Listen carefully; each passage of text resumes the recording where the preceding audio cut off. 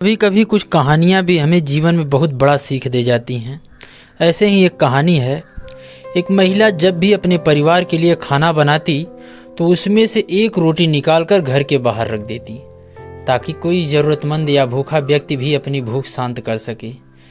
एक जोगी बाबा रोज़ उस घर के बाहर घर से निकलते गुजरते हुए जाते और रोटी उठा लेते और कहते, आप जो अच्छा या बुरा करते हैं वो आपके साथ रहता है।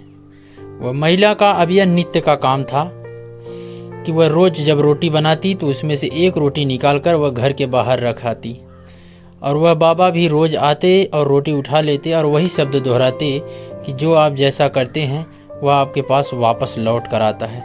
यह सुनते सुनते वह महिला ऊब गई और बोली कि पता नहीं यह बाबा क्या बकता रहता है, मुझे तो कुछ समझ नहीं आता। अब वह महिला उस जोगी बाबा से पीछा छुड़ाना चाहती थी। उसने अगले दिन जब रोटी पकाई तो उसमें जहर डालकर पकाई और ले जाकर घर के बाहर रखने लगी। तब उसके अंतरात्मा से ग्लानि उठी कि मैं यह क्या कर रही हूँ।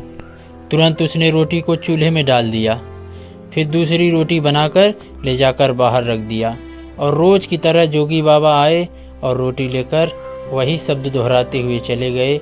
उस महिला का बेटा कमाने के लिए शहर गया हुआ था, लेकिन उसका महीनों से कुछ पता ठिकाना नहीं था कि वो किस हाल में है और कहाँ है। वह महिला रोज़ ईश्वर से प्रार्थना करती कि उसका बेटा सही सलामत घर आ जाए। उसी शाम उसके दरवाजे पर दस्तक हुई। जब उसने दरवाज़ा खोला तो वह दंग रह गई, क्योंकि दरवाजे पर उसका बेटा था, जो बहुत कमज़ोर और उसके कपड़े बुरी तरह फटे हुए थे।